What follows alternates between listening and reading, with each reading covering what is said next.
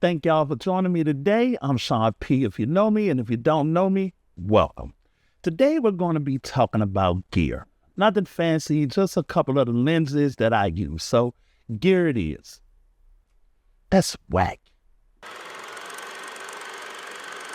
Oh yes, let's get to it. Like I said in the intro, today we're going to be talking about some of the gear that I use, a gear dump. And by no means do I have every accessory you need to make a film, but I have been around long enough where I've collected a few lenses among other things. And I'm going to start doing a gear segment in this docuseries. I ain't come to play with it, so let's just get to it. You know, since I started this docuseries, people ask me, have I ever made a film? No. Do I know how? No. But to me, no isn't an excuse. It's a starting point. So in that spirit, I'm giving away free no t-shirts weekly. Use yours as you wish. All you got to do is drop a good comment in the chat for a chance to win yours. Let's make a movie. First piece of gear I want to talk about is the CANON Nifty 50, a 50mm prime lens. Now, there are a few reasons why I bring up this particular lens. First of all, if you're new to filmmaking, like I am, though I'm not new to videography, you're gonna be looking for your first lens outside of your kit lens. And the one that was recommended to me was this. For one, it's very affordable. I might have got it for like $100. You may be able to get it for less if you search around. And another thing is it has a 1.8 aperture, which means it's very good in low light. It has a very shallow depth of field, meaning that you can get that great bokeh that filmmakers love without breaking the bank. Now, let me jump into a problem that I had with it, though. When I first got it, I had an EF mount. But since then, I bought a camera with an M mount and then an R mount. And when you do that, you're going to have to buy adapters to use it, which is not a big deal because they are readily available anywhere cameras are sold. Amazon, B&H, if you know, you know. Okay. Now, on to the second lens. Now, this is the Sigma 18-35mm workhorse of all workhorse lenses for people in videography, photography, or indie film. And I specifically say indie film because this is the lens we can all afford. I paid around $800 when I got it, but you can get a used one for around $400 at this point.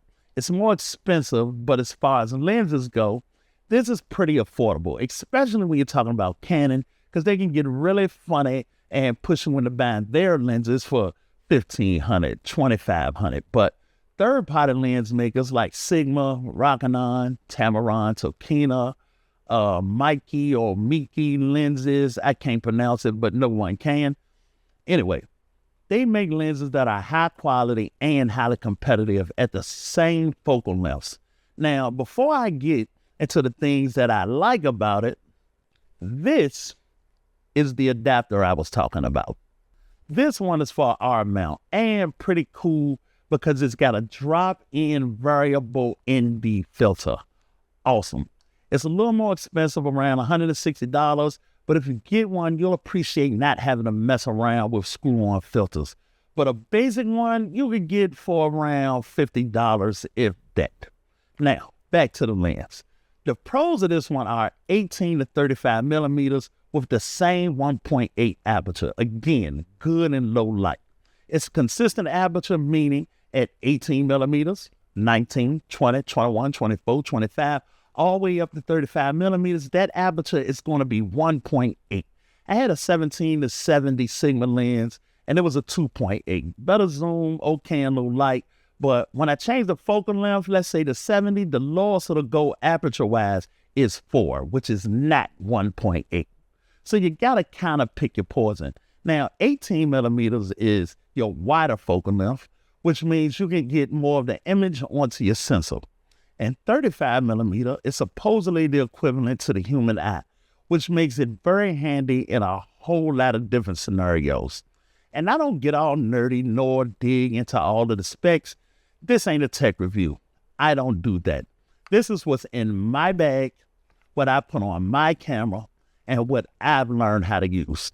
And they do exactly what I need them to do. Sharing is caring. If you have input, If you have suggestions that we can add to this conversation, I'm sure the community would love it. We all need it and will benefit greatly from the experiences that you have with different lenses.